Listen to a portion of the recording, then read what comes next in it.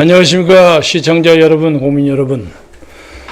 5월도 이제 막바지로 접어들고 있습니다. 아침에 운동을 나왔더니 좀 쌀쌀해서 시인 노천명이 얘기하는 계절의 여왕 5월 초월은 좀 쌀쌀한 여왕 아닌가 그런 느낌이 듭니다. 오늘은 이재명 대표의 최근의 언동 문제에 대해서 한마디 걸치겠습니다. 지금 더불어민주당이 특검과 탄핵을 아주 숨가쁘게 몰아치고 있는데, 과연 이것이 특검과 탄핵을 할 만한 그런 가치가 있는 것인가 하는 데 대해서는 많은 사람들이 냉소를 퍼붓습니다. 아니, 대한민국 해병대에서 군복무를 필요하기 위해서 최일병, 요새는 최상병이 됐죠. 최상병이 복무를 하다가 대민봉사하느라고 뭘 조사하다가 그 아까운 목숨을 잃었어요. 세상에 목숨 하나는 우주만큼 큰 겁니다. 그러니까 그 개인에게는 한없이 원통하고 안타까운 일입니다. 그걸 부정하는 게 아닙니다. 그러나 국가적 안목에 보아서는 무수한 그런 사고가 많이 납니다.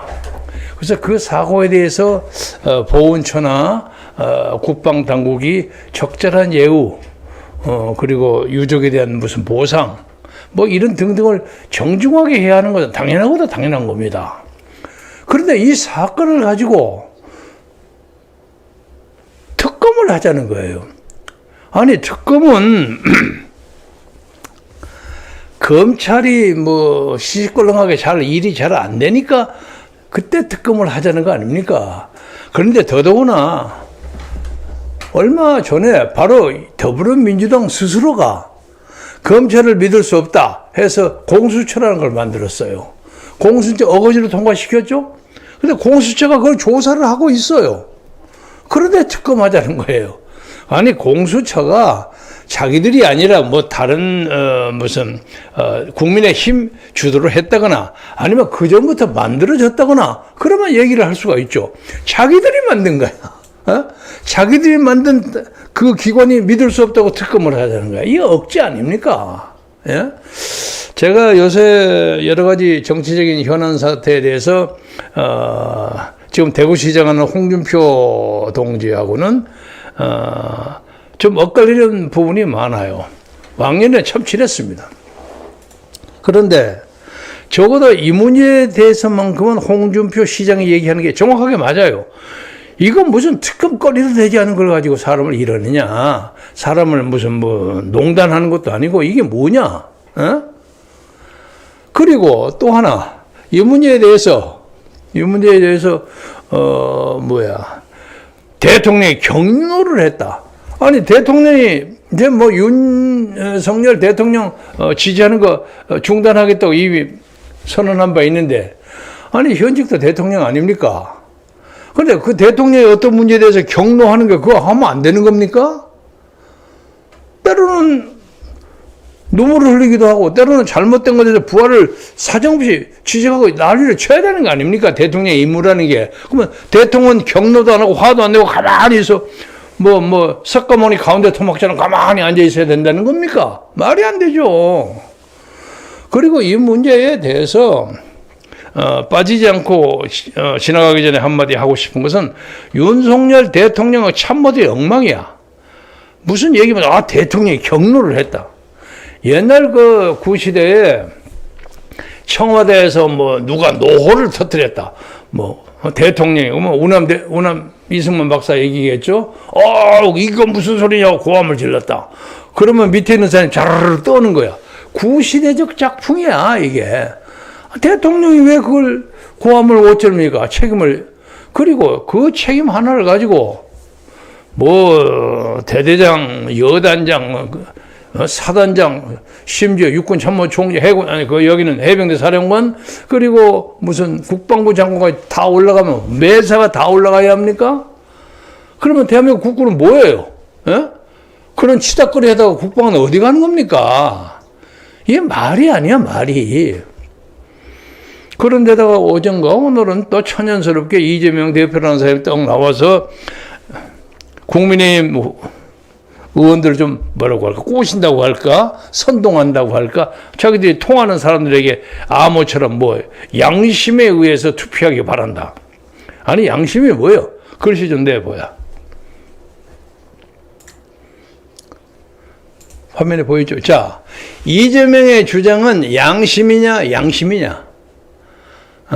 옳은 컨셔스니스, 아주 그 정의롭고 진실에 위반한 입각한 마음을 가지는 게 양심이야. 좋을 양자 양심인데 나는 아무리 봐도 이재명이가 뒤에 양심의 두 가지 마음을 가지고 있는 거야. 이것을 열심히 국민의힘 후보들을 선동함으로써 대통령을 몰아붙이려고 하는 자기의 작전이야. 저는 국민의 대부분이 그렇게 생각한다고 봅니다. 그러니까 이것은 지금 뭐냐, 말은 안 하지만 지금 일단 전국이 나름대로 안정이 돼가고 있어요. 오늘 아침에 한중일, 한일중이라고 그러죠. 한일중 삼각 정상회담도 마무리됐고 또 공동성명도 나오고, 내용은 나중에 설명하겠습니다. 조금씩 다르긴 하지만은 하고, 국제적으로도 그 어떤 대통령의 어떤 인식 이런 것이 정착돼 갖고 있는 판국에 갑자기 나와가지고 이 대한민국 정부를 흔들려고 하는 거야. 그러니까 이 사람들 지금 말을 안 하지만은 지금 이재명을 포함해서 무슨 누구 조국인이 또 그 누구야, 경찰청장 한 친구, 그 친구들이 지금 다 유죄 판결을 받았거나 받기 직전에 있어. 마음이 불안해. 그리고 뭐 검찰에서는 뭐 검찰 수사부장 차장 체제를 바꾼다고 하니 불안한 거야. 언제 감옥소를 갈지도 모른다는 불안감 때문에, 소위 사법 리스크 때문에 자기들의 불안감을 표시하기 위해서 이걸 막기 위해서 자꾸 시비 거는 거 아니냐 이게. 윤석열, 네 우리한테 이거 보내게 하면 네 가만 안 둔다, 탄핵을 불사한다, 이런 공갈 협박 아닌가. 대부분의 사람들이 그렇게 생각합니다. 그래서 속 보이는 그런 짓거리는 안 하는 게 좋습니다. 응? 저는 어제 그저께 지난 주말에 노무현 왕국이 만들어져 가지고 사실상 그로부터 시작된 어떤 이 나라의 부패 세력의 어떤 카르텔, 그리고 중앙선거관리위원회에 끼어 있는 그 투표 조작의 어떤 그 카르텔, 이것을 비판했어요. 아마 그것은 나중에 얘기하겠습니다만 노무현 시대부터 시작된 것 같아요. 그래서 크고 좁고 하는 정도의 차이는 있지만 꾸준히 그것이 40총선까지 왔다고 생각합니다. 가끔 그 중에서 좀 잘못해서 실수한 적도 있고 하지만 그 거대한 세력은 엄존하고 있어. 그래서 지금 자기 마음 같아서는 그냥 당장에 그냥 국권을 잡아가고 휘두르고 싶은데 그게 잘 안 된단 말이야. 왜? 윤석열도 본 멤버는 아닐지언정 노무현 왕국의 그 안에 언저리에 있어. 문재인의 지원을 받는 것처럼 보여. 그러니까 지금 거기에 앉아서 윤석열 쪽으로서는 모르겠어요. 지금부터 적당히 해서 임기가 끝날 때까지 크게 시비 안 걸 테니까 나 좋게 끝나게 해 주시오 하는 마음을 얘기하고 싶었는지 몰라. 그런데 이재명은 나 그거 기다릴 수 없어. 빨리빨리 해야 돼. 그래서 아마 탄핵을 가기 전에 개헌안을 끄집어내가지고 내각제나 뭐 4년 중임제나 만들어가고 임기를 단축시키겠다는 거예요. 이거 지금 조국이가 떠들고 나오는 거야. 참 어이없어. 유죄 판결을 받은 사람이 개헌안을 운운하고 나오는 이런 작태야말로 이 나라 정치가 개판됐다는 걸 의미하는 겁니다. 예? 그래서 이런 문제에 대해서 적어도 대통령 그 자리에 있는 동안에 대통령의 권위와 채통을 지켜라. 그리고 또 이와 관련해서 뭐 이상하게 누구야? 안철수, 김웅, 최재형, 유이동 네 사람의 국민의힘 관계자들이 적금 찬성한다고.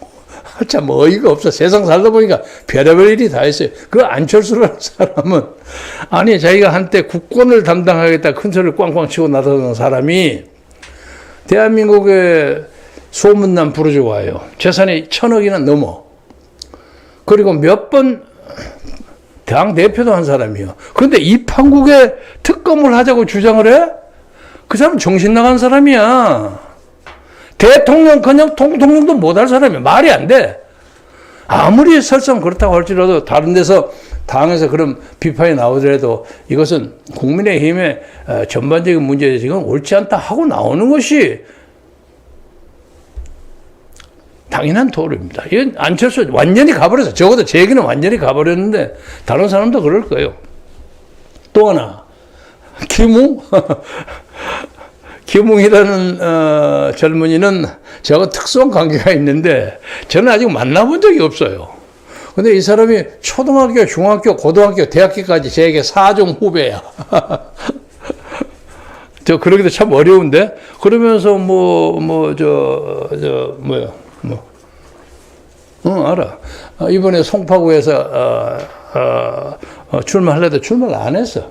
안 했는데 왜 출마를 안 했는지 내가 궁금한데 그 사람이 나에게 전화 한 번도 안 했기 때문에 내가 물어볼 기회도 없어요. 근데 뭐 약점이 있어서 그런지 아니면 국민의힘에 실망을 해서 그런지 아니면 한국 정치에 대해서 뭐 어쩌고 저쩌고 했는지 한때 윤석열과 관계 조사 취재 사주했다 그런 거 있죠. 그런 거 가지고 약간의 시비가 좀 있지만 그래도 비교적 똑똑한 사람이야. 검사 내전도 쓰고 글솜씨도 있고 이런 사람인데 갑자기 이 친구도 특검에 하고 나선다고 해서 내가 어이가 없어. 그리고 또 하나, 최재형이라는 사람이 이 나라 감사원장까지 한 사람이야. 그러니까 이번에 국회의원 나와 자가 똑 떨어졌어. 그러니까 홧김에 그러나 갑자기 왜 특검 하자고 그러냐. 이 사람도 정신이 왔다 갔다 하는 사람 아닌가 하는 느낌이 들어요. 내가 개인적으로 글쎄요, 그 양반의 명예를 훼손하는지 어쩐지 모르지만 이해가 안 돼. 나머지 평택 출신의 유이동 초선하다가 이번에 재선에 실패했어요. 실패해서 그런지 그동안은 찬성한다는 얘기가 그렇게 크게 두드러지지 않았는데 홧김에 뭘 한다는 식으로 그러는지 어쩐지 갑자기 특검하자는 동의한다는 거야. 그래서 지금 국민의힘 쪽에서 18명 정도가 동의를 하면 8명인가 18명, 제가 헷갈립니다. 이게 통과될 가능성이 있어요. 통과될 가능성이 있는데 만약에 통과된다면 그것은 더불어민주당의 묘비를 파는 일입니다. 내가 그러기 때문에 그 사람 잘 되기를 바라서 하지 말라는 얘기가 아니라 스스로 자충수를 한다는 것과 마찬가지예요. 그리고 국민이 그거 가만두지 않습니다. 아니, 그리고 무슨 제가 이제 이 다음 얘기 김건희 문제에 대해서 어쩌고 저쩌고 하면 제 주변에 있는 참모들이나 친구들이 야, 너는 왜 김건희에 대해서는 특별하게 좀 봐주는 것 같더라? 봐주는 거 없어요. 봐주는 거 없어. 한때는 나는 김건희가 하도 왔다 갔다 해서 이게 또, 저 아르헨티나의 에바 페롤 있죠? Don't Cry For Me 아르헨티나하고 노래 불렀던 대통령 부인, 이 사람처럼 좀 비극적인 주인공이 되지 않을까 하고 좀 걱정했어요. 그런데 가만히 보니까 김건희는 사실 보통 사람은 아니야. 가만히 보니까. 그리고 이 대통령 선거에도 상당히 주도적인 임무를 했다. 유감스럽게 자기가 좌파라는 것을 최재형한테 그냥 내밀히 얘기한 게 뽀록이 다 나와가지고 다 드러나가지고 좀 망신을 당했지만 자기가 그런 생각을 가지는 거 어떡합니까? 그래서 그런 정치적인 세계에 대해서는 마음에 들지 않지만 그 사람이 옛날 도이치모터스 주가 조작 사건에 연루됐다. 연루된 건 맞아. 근데 그것은 대통령 후보도 되기 전에 10몇 년 전의 일이요. 그리고 그 사건을 가지고 이 전 정권, 이 문재인 정권에서 1년 이상을 조사했어.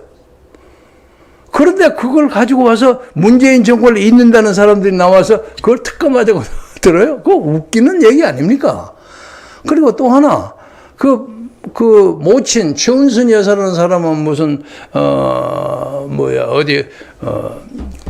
은행 창고를 조금 조작했다는 거야. 받기 위해서 그래. 예전에 100억, 있는데 200억으로 올렸다는 거죠. 그러니까 이제 그거하고 은행 관계자하고 문서를 조작하는데 관계했다는 혐의.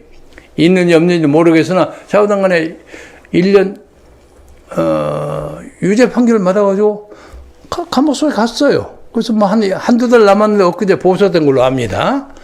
그러니까 대통령의 가족이라도 유죄 판결을 받으면 감옥 속 가요. 그런데 김건희는 아직 그런 거 없어. 지금까지 난 뭐 그 사람이 진짜로 유죄인지 무죄인지 난 잘 몰라요. 근데 그것을 특검을 해야 할 일이 뭔가? 지금 그것도 중수처에서 조사하고 있어요. 웃기지 않습니까? 그것을 이재명은 천하의 대한민국의 대권을 한번 가져보겠다는 사람이 뭐 양심에 따라서 투표하라고 그따위 말장난을 하고 있으니 대한민국의 국격이 말이 아니라 똥통으로 빠지는 거야. 여러분 잘 생각해 보세요. 이 정도 잘 생각해 보세요. 창피하지 않아요? 또 하나는 요새 화제의 주인공이 되는 전광훈 목사에 대해서 얘기하겠습니다. 전광훈 목사가 그저께 토요일 날 광화문에서 모처럼 상당한 규모의 집회를 여는데 성공했어요. 거기는 마이크 폼페이오 무슨 옛날 트럼프 정부 시대 국무장관이었던 사람을 포함해서 미국의 중요한 상하 양원들이 많이 왔다고 다 수는 헤아려 보지 않았습니다만, 근데 그 사람들이 여기만을 목적으로 해서 온 것이 아니라 조선일보에서 그 매년 하는 무슨 국제 세미나 있지 않습니까? 거기서 다 초청해서 온 김에 뭐 이쪽도 좀 들려주십사 하고 로비를 했겠죠. 뭐 체제비를 좀 도와줬거나 아니면 무슨 강연료를 줬거나 뭐 그런 식의 뭐 그런 게 로비가 필요했겠죠. 미국 같은 자본주의 사회에서는 돈이 말한다는 말이 있잖아요. Money talks. 돈이 말해. 그러니까 여기 오시는 김에 우리가 강연료로 뭐 한 10,000불 아니면 50,000불 더 드리겠습니다. 뭐 why not 하고 연설하죠. 당연하죠. 미국 사람은 아주 당연한 겁니다. 그런데 그 사람들을 소개하는 과정 말미에 전광훈 목사가 중대한 말 실수를 한 걸로 알려졌어요. 그래서 아침에 제가 그걸 열심히 찾아봤더니 소문만 듣고 찾아봤더니 없어. 찾을 수가 없어. 그래서 이리저리 수소문했더니 우리 저하고 같이 일하는 우리 이상로 박사가 자기가 그거 직접 보았다는 거야. 그럼 왜 그게 없지? 그러니까 자기가 찾아보겠습니다 하더니 나중에 비워서 그 유튜브가 그대로 없어졌습니다 그러더라고요. 그래서 나는 그 전체가 없어졌는지 전광훈 목사의 그 말만 없어졌는지 그대목만 없어졌는지 아직 그 확인 못했습니다. 그런데 뭐라고 했냐? 한동훈을 비판하면서 한동훈이가 좌파다 이거야. 그 한동훈이가 더불어민주당의 좌파들하고 합세해가지고 윤석열을 몰아붙이려고 한다. 쫓아내려고 한다. 그래서 우리는 윤석열을 옹호해서 윤석열을 옹호하고 보호해서 그를 남북 통일까지 끌어가는 지도자를 모시겠다. 이렇게 발언했다는 거야. 원래 그 전 목사가 그 레토릭이 좀 가끔 빗나가는 경우가 많이 있습니다. 이번에 좀 지나친 것 같아요.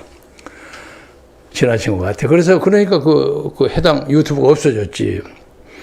그래서 이제 뭐 그 양반은 그렇다 치고 또 손편지 써서 열심히 노력하는 사람, 옳고 그름이라는 댓글의 이름을 가진 사람이 긴 글을 저한테 보내왔어요. 제가 한참 읽었는데 너무 길어서 오늘은 소개 안 하겠습니다. 가지고 있습니다. 그런데 이제 그 사람들 말에 의하면 손편지 쓰는 사람들은 우습게 보고 저쪽에서 큰소리 빵빵 치는 전화아무개 목사는 아주 선지자 행세를 한다는 게 도대체 말이 되느냐 이런 얘기를 많이 했을 거예요. 그런데 저는 한동훈에 대해서 옹호하는 게 아닙니다. 지금 40총선에 책임을 묻는데 윤석열의 책임이라는 게 62%가 됩니다. 그리고 한동훈은 13인가 23 정도 됩니다. 한 6대2, 한 7대3 정도입니다. 많아봤자.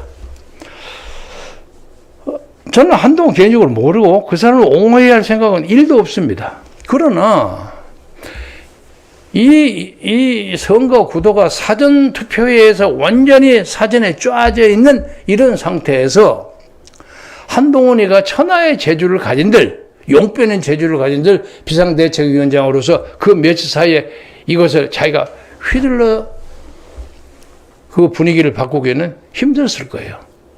물론 한동훈이 하는 일거수일투족을 내가 전부 다 지지하는 건 아니올시다. 지지하는 건 아니지만 그러나 그로서는 할 수 있는 최선의 방법이 있었을 거예요. 그리고 뭐 김경률이 이제 등등의 사람을 뽑았다는 거 가지고 비판을 해. 근데 뭐 그것은 본인의 얘기를 들어봐야죠. 김경률이가 뭐 저하고 이름이 비슷해. 저하고 친척 관계는 아닙니다만 회계사인데 나름대로 정의파인데 저쪽에 좌파 쪽 그쪽에 어디 있다가 어떻게 한동훈하고 쪽이 맞아가고 이쪽으로 왔어요. 그런데 다만 그쪽에 소속했다는 것 때문에 그 사람이 좌파라고 볼 수는 없는 거야. 그렇잖아요? 그리고 한동훈의 책임이 어디서 있냐? 이번에도 사전투표를 중단해야 한다는 얘기를 우리 우파 자유에서 많이 했지 않습니까? 그러니까 한동훈이가 듣다 해서 그러면 그걸 완전히 없애기는 어려우니까 관리관의 도장을 찍는 것까지는 내가 해야 되겠다. 사실 열심히 발언했어요. 대여섯 번 발언을 했습니다. 근데 그것을 한동훈이가 관찰하지 못했습니다. 왜 못했을까? 그 책임은 윤석열에게 있죠. 각각 이거 좀 해야 되겠습니까? 그 쓸데없는 소리 말고 하는 것만 해. 이랬겠죠, 당연히. 그러니까 못한 거 아닙니까? 지가 아무리 하려고 해도 위에 있는 대통령이 하지 말라는데 그거 하겠습니까? 그러면 나 그만두겠습니다 하고 나가버릴 수도 없는 거 아닙니까? 또 하나. 박근혜 대통령을 탄핵할 때 한동훈이가 가서 뭐 30년 구형, 토탈 40인인가 구형하는 그런 역할을 했는데 그때는 특수부 중앙지검 3차장이었고 윤석열은 중앙지검장이었어요. 실질적인 프로젝트, 그 사건의 핵심이 윤석열이야. 윤석열이가 지시하니까 검사 동일체 원칙이 있는데 나 이거 못하겠습니다. 나 이거 때려치겠습니다 하고 옷을 벗지 못하는 한 그 명령을 받는 게 불가피하지 않습니까? 당연한 건 아니겠지만 항의를 했느니 어쩐지 모르나? 그러니까 그 책임도 궁극적으로 윤석열에게 있는 거야. 그렇지 않습니까? 그러니까 언젠가 한동훈이는 할 말이 있을 거라고 나는 생각해. 그런데 이 40선거 잘못됐다는 걸 대충 아니까 변명은 좀 해야 되겠는데, 윤석열 쪽으로, 그걸 돌리기 싫으니까 한동훈만 잡으려고 해. 속이 빤히 들여다 보여요. 이래서는 안 된다, 이거야. 그렇다고 나는 한동훈이를 옹호하는 건 아니에요. 그래서 한동훈이가 다시 컴백을 하면 가만히 봐서는 이 사람이 윤석열하고 약간 각을 진모하구나 이렇게 느끼는 거야.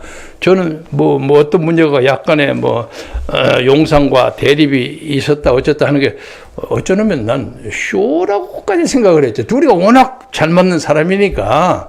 근데 그게 아니었던 모양이에요. 약간의 그 의견의 대립이 있었던 모양이에요. 신선한 대립이죠. 그런 거. 할 수 있는 겁니다. 그런데 그걸 가지고 그냥 디립다 많이 몰고 또 요새 이제 그와 달라서 지금 국민의힘이라는 게 저게 희말태기가 하나도 없어. 전라도 말로 능력과 힘이 없다는 게 희말태기라고 그러는데 희말태기가 하나도 없어. 엉망진창이요. 58명의 부당하게 낙선을 고배를 맞았던 사람들은 한 사람도 고소를 못하는 사람이 이런 놈은 정당이야? 뭘 얻어먹으려고 그렇게 찍소리 안 하고 고개를 숙이고 있냐 말이야. 그러니까 국민의힘이 동네 북처럼 얻어 터져. 홍준표가 뭐라고 그랬어? 여당 국민의힘이 질의멸렬할 때는 윤이 아마 중대 결심을 해서 탈당을 시사할지도 모른다. 이거 뭐냐? 옛날 22년 전에 노무현이가 자기를 당선시켜주었던 민주당을 때려치워버리고 새로운 열린우리당을 만드는 새로운 창당을 했어요. 그때 옛날 얘기를 하나만 하자면 저나 정대철 의원이나 이상수 이런 사람들이 그렇게 만류를 했습니다. 여보시오. 세상에 당신을 대통령을 만들어준 당이 민주당이요. 근데 무슨 정당을 새로 만든다고요? 아, 그게 보수 반동들이 많아서 그런다. 누가 보수 반동이요? 그리고 뭐, 돌아가시는 분에게 얘기해서 미안하지만, 뭐, 원내총무는 박상천이니, 조수령이니, 그리고 뭐, 정균환 원내총무 했던 사람, 이런 사람이 보수 반동이라는 거야. 그런데 김선배는 얘기가 되는 사람인데 그 사람들 때문에 안 되겠다, 이거야. 여보시오. 나는 심지어, 나는 개인적으로 아주 친했어요. 아니, 만약에 우리 당에 한 30명 정도가 귀하가 얘기하는 그런 보수 반동이 있다고 합시다. 그러면 그 중에서 확실한 어떤 흠결이 있는 사람 한 10명 내지 15명, 당신이 보이지 않게 영향력을 행사하고 공천에서 제외하고 나머지 한 10명이나 15명이나 20명 그냥 후보에 내버리면 크게 문제가 되지 않는다면 그 중에 한 3분의 1이나 반은 떨어질 거 아닙니까? 돌아오면 뭐 한 5명, 10명 보수 반동이 좀 있으면 어떻습니까? 그러니까 끌어가야지. 한 정당에는 보수도 있고 진보도 있고 그래야 합니다. 그 말을 안 듣더라고요. 그 말을 안 들어. 그래가지고 처음에 열린우리당 만든다 할 때 시침이 똑똑 자기 관계 없는 것처럼 하다가 내일 이제 입당 발표한다는 바로 전날 저한테 전화 와가지고 김선배가 안 가면 내 체면이 뭐예요? 내가 당신 체면 때문에 그걸 가는 거예요? 오늘 악담을 해갖고 앙숙이 됐습니다만은 결국 제가 보기에는 인간 노무현은 나름대로 정의감도 있고 나름대로 상당히 쇼맨십도 있고 잘나게 보인 척 애쓰는 그런 뭐 누구든지 다 가지고 있는 거죠. 그런 사람이 당을 새로 만들었던 것이 비극의 출발이 아니었나. 그때 민주당을 개혁하는 걸로 나와야죠. 그런데 또 당 새로 만들으라고 홍준표 같은 사람이 슬슬 푸닥거리를 하고 있는 거야. 근데 또 재밌는 것은 거기서 그거 맞아, 그 말이 맞아. 또 그 천하의 모사꾼 박지원이가 또 동조를 했네. 그래서 홍준표 박지원이가 옛날 박지원 김무성이가 탄핵하듯이 무슨 또 사건을 벌리고 모르고 박지원 당선인도 여당이 대통령 잘못을 좀 대통령이 중대 결심을 할 수 있다에 동감이다. 지가 이재명이 아첨해가지고 더불어민주당의 간신히 국회의원 된 사람이 뭐 윤석열이 걱정까지 해주나. 응? 그래서 이 정치가 그야말로 삼류사류로 막 흘러갑니다. 말씀을 마무리하겠습니다. 대통령이 이렇게 우습게 이 사람 저 사람한테 얻어 터지고 동네 북처럼 맞는 이유는 뭐냐? 대통령의 품격과 권위를 세우지 못하기 때문에 그런 거야. 그러니까 대통령은 자유민주주의를 지키기 위해서 무엇을 해도 불사하겠다는 자유우파의 진정한 뜨거운 항심을 못 본 채하고 딴 놈들하고 노는 거야. 그 사람들에게 심정적으로 많이 가버렸어. 그러니까 저기서 보기는 우습게 보여, 만만하게 보이는 거야. 가지고 노는 거야. 그러니까 저것을 그냥 특검을 해서 탄핵으로 몰아버릴까 아니면 개헌해갖고 적당히 임기를 조국의 말처럼 중단시켜가지고 그래 버릴까 아니면 박주현을 가만히 보니까 뭐 거국내각 만들자 하고 막 주장하는 거야. 아마 지가 막 총리나 좀 하고 싶은 생각이 있는 모양이야. 뭐 내가 말하는 게 억지 소리로 미안합니다만은 이런 식으로 가지고 공깃돌처럼 장난감이 된단 말이야. 이것을 극복하는 유일한 방법. 부정선거 수사를 즉각 명령해라요. 왜 역사의 승부를 못 가냔 말이야, 사내가. 그러면 역사에 남는 대통령이 될 수 있어요. 설사 가다가 비극적으로 자리를 물러나갔다고 합시다. 부정선거 조사하고 중앙선거관리 해체하다가 한국의 그 부정선거 조작의 카르텔에 의해서 희생당해서 물러나갔다. 예를 들면 프랑스의 수상이 대통령이 연금 개혁하다가 물러나다 쫓겨났다. 이런 식으로 쫓겨나더라도 그 사람은 연금 개혁을 위해서 자기 사람의 최선을 다했다는 그런 평가는 받는 겁니다. 최악의 경우에도. 취하고 그래도 윤석열이 정말 정의의 사나이였어. 이런 느낌을 가져야지 비굴하게 앉아서 그냥 바지 사장처럼 적정해 이 사람한테 채이고 저 사람한테 채이고 공기도 좀 살아가지고 앞으로 3년이 우리가 보기도 한심한데 당장 얼마나 비통하겠습니까? 그래서 이런 사태를 가지고 잘 생각하세요. 깊이 생각하세요. 어떤 것이 나라와 국가를 뿐만 아니라 나 개인 윤석열을 위해서 어떤 것이 좋은 방법인가를 잘 생각하세요. 그리고 사정없이 시한을 잡으세요. 그리고 사정없이 최상병에서 전직 국방부장을 때려 쫓아가지고 하면 대한민국 국군이 누구를 해서 총을 들고 싸움하겠습니까? 그러면 지휘관이 뭐 잘못한 거 지적하면 전부 특검 가버리면 그러면 군대가 개판이 당나라 군대지 그런 거. 옛날 군대 같지 않는 군대를 당나라 군대라고 그랬습니다. 그러면 어떻게 김정은의 저 포악한 것을 막을 수 있습니까? 맹성을 바라면서 오늘 말씀을 끝마치겠습니다. 고맙습니다.